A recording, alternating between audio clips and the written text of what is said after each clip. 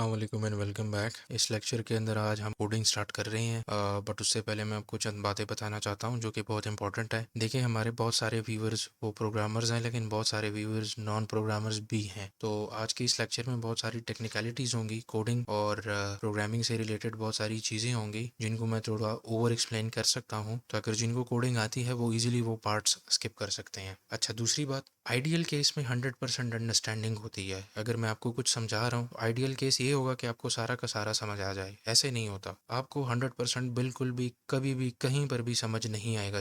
कुछ न कुछ आपसे रह ही जाएगा। अगर आपने उसको 100% पर पहुंचाना है तो उसके लिए सिर्फ आपको चाहिए प्रैक्टिस। अगर आप प्रैक्टिस नहीं करेंगे तो आपको मैं जितना भी पढ़ाऊँ, जितना भी समझाऊँ, आपको समझ नहीं आएगा।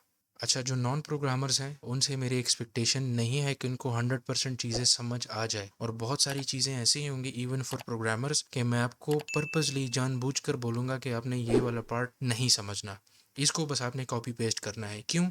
Trust me, I know what I am doing. आगे जाके मैं आपको समझाऊंगा कि वो मैं इस लेक्चर के अंदर मैं क्यों एक्सप्लेन नहीं कर रहा। ठीक है, उसका एक रीज़न है जो कि मैं अभी डिस्क्लोज नहीं कर रहा। इसके अलावा जो एक और इम्पॉर्टेंट पॉइंट है जो कि अक्सर स्टूडेंट लर्निंग के टाइम पे ये गलती करते हैं, वो गलती ये है कि फॉर एग्जांपल मैं कोई लेट से 10 पॉइंट्स का एक टॉपिक पढ़ा रहा हूँ और मैं किसी सेकंड या थर्ड पॉइंट मैं समझा रहा हूँ और आपको वो समझ नहीं आया, तो आप उस सेकंड या थर्ड पॉइंट पे अपना सारा ब्रेन लगा देते हैं। मैं आगे फोर्थ पॉइंट पे, फिफ्थ पॉइंट पे, सिक्स्थ पॉइंट पे चला जाता हूँ, को एक्सप्लेन करने लगता हूँ, और आप अभी तक सेकंड या थर्ड पॉइंट के ऊपर सोच रहे होते हैं कि यार ये मुझे समझ क्यों नहीं आ रहा, मैंने क्या मिस किया है, क्या इसका सोल्यूशन होगा, मैं इसको कैसे समझ पाऊंगा। आप उस एक पॉइंट के ऊपर अटक जाते हो और आपसे आगे 4 5 6 चीजें वो मिस हो जाती है। तो अगर आपको किसी पॉइंट की समझ नहीं आती तो ये वीडियो लेक्चर है, आप इसको रिवाइंड कर सकते हैं, लेकिन बेहतर यही होगा कि आप कंटिन्यू करें। क्लास के अंदर भी ये आपके लिए एक टिप है कि अगर आपने किसी पॉइंट के ऊपर अगर आपको कंफ्यूजन है तो आपने उस पॉइंट को फिलहाल के लिए स्किप कर देना है।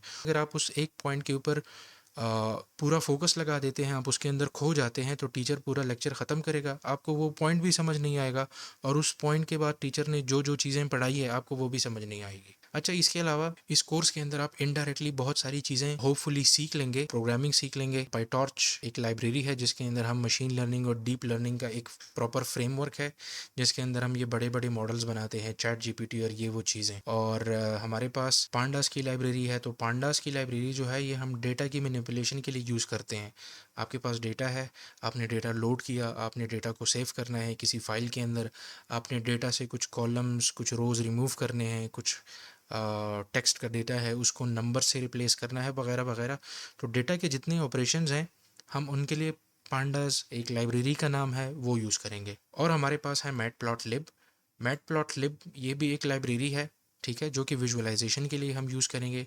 विजुअलाइजेशन का मतलब ये है अगर हमने कोई ग्राफ बनाना है, हमने कोई प्लॉट बनाना है, हमने कोई और विजुअलाइजेशन करनी है, किसी चीज़ को स्क्रीन के ऊपर डिस्प्ले कराना है कि ये कैसे नज़र आएगा, इसकी परफॉर्मेंस क्या है, तो उसके लिए हम मैटप्लॉटलिब यूज़ करते हैं। और जो पांचवी हमारे पास लाइब्रेरी है वो है नमपाई। नमपाई हम न्यूमेरिकल जो मैथमेटिकल काम होगा मोस्टली हम उसके लिए यूज़ करेंगे, ठीक है। तो हमारा काम इन 5 लाइब्रेरीज़ की वजह से बहुत ही आसान होगा कोडिंग के अंदर। इसके बाद एक 2 4 चीज़ें हैं जो कि बहुत इंपॉर्टेंट है समझना। देखिए, फॉर एग्जांपल लेट्स से मेरे पास डेटा सेट है। अब ये डेटा सेट के अंदर जो है यहाँ पे टेक्स्ट का डेटा भी हो सकता है, यहाँ पे कोई ऑडियो का डेटा भी हो सकता है, मैंने आपको बोला था ना, यहाँ पे वीडियो का डेटा भी हो सकता है, यहाँ पर इमेजेस भी हो सकते हैं, यहाँ पर बहुत सारी चीज़ें हो सकती है जिसको हम डेटा सेट कहते हैं।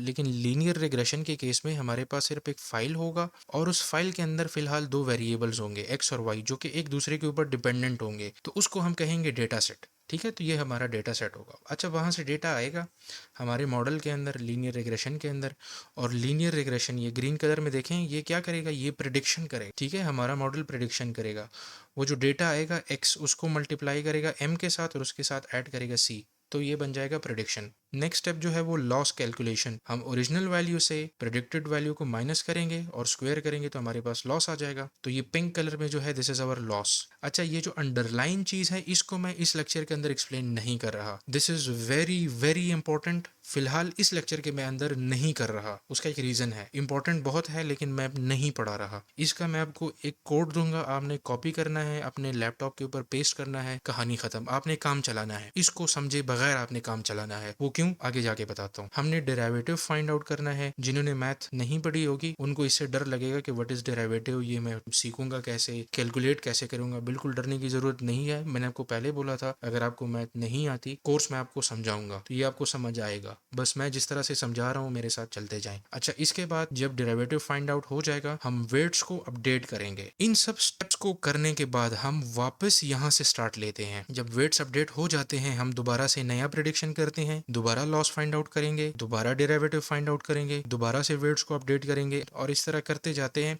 जब तक कि हमारा मॉडल ट्रेन नहीं हो जाता प्रॉपरली। इन सब स्टेप्स को एक साथ जब हम परफॉर्म कर लेते हैं तो इसको कहते हैं वन इपॉक। ये मशीन लर्निंग की, एआई की या डीप लर्निंग की टर्मिनोलॉजी है। इपॉक का मतलब है prediction, loss calculation, derivative finding और वेट अपडेशन। अब अगर हमने कोडिंग स्टार्ट करनी है, दो तरीके हैं। एक तो आप लोकल सेटअप कर सकते हैं, आपके पास ऐसे पैकेजेस हैं, ऐसे सॉफ्टवेयर्स हैं लाइक एनाकोंडा या मिनीकोंडा। एनाकोंडा आप गूगल के ऊपर जाएंगे, देखें, लेट्स से मैं यहाँ पे आता हूँ, this is anaconda. Gate demo से या गेट स्टार्टेड से यहाँ से आप स्किप रजिस्ट्रेशन करके आप डाउनलोड कर सकते हैं। अच्छा, ये पूरा पैकेज है और इस पैकेज के अंदर बहुत सारी लाइब्रेरीज पहले से इंस्टॉल्ड हैं। तो जब आप ये एनाकोंडा इंस्टॉल करेंगे तो आपके लैपटॉप के अंदर बहुत सारी लाइब्रेरीज ऑलरेडी आ जाएंगी। या दूसरा है इसका छोटा वर्जन मिनीकोंडा, दिस इज मिनीकोंडा। मिनीकोंडा भी आप डाउनलोड कर सकते हैं। मिनीकोंडा के अंदर कुछ चीज़ें हैं, सारे पैकेजेस नहीं है, सारे लाइब्रेरीज नहीं है, अब आपकी मर्जी है।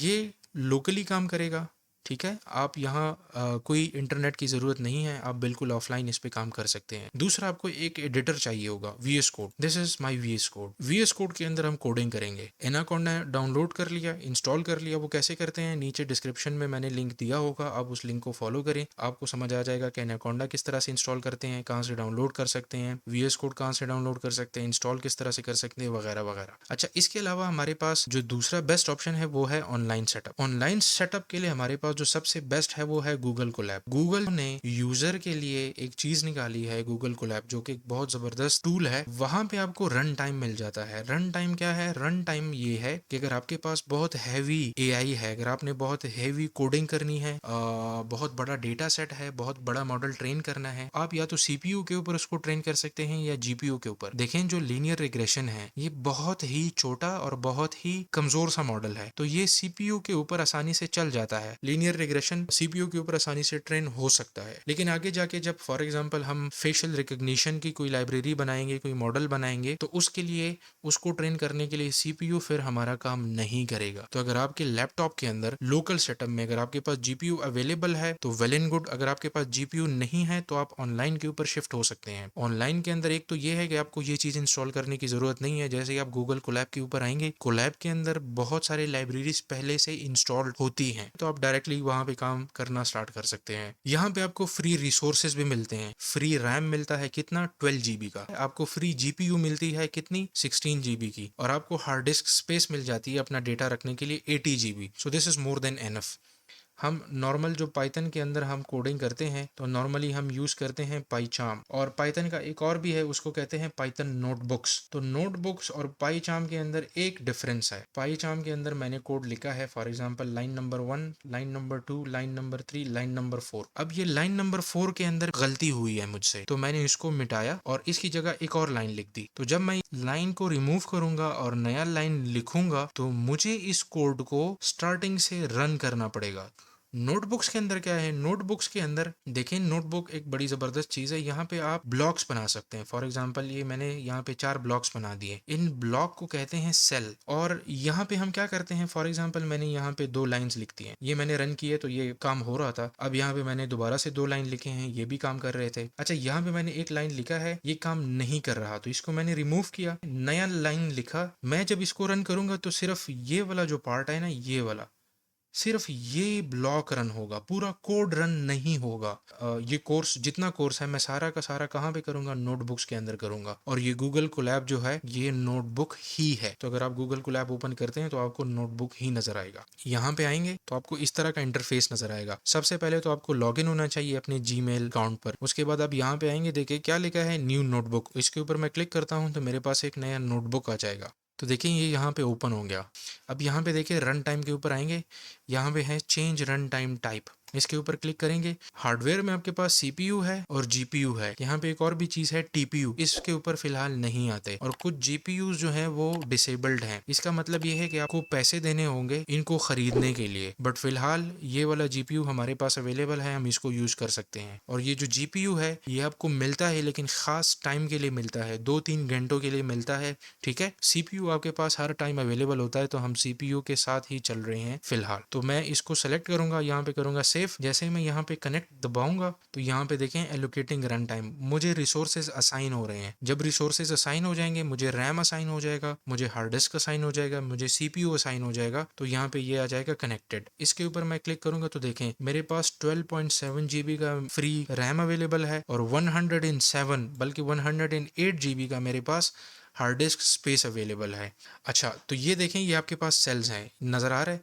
अब सेल में ये प्लस से मैं डिफरेंट सेल्स बना सकता हूँ, ये वो कोड है।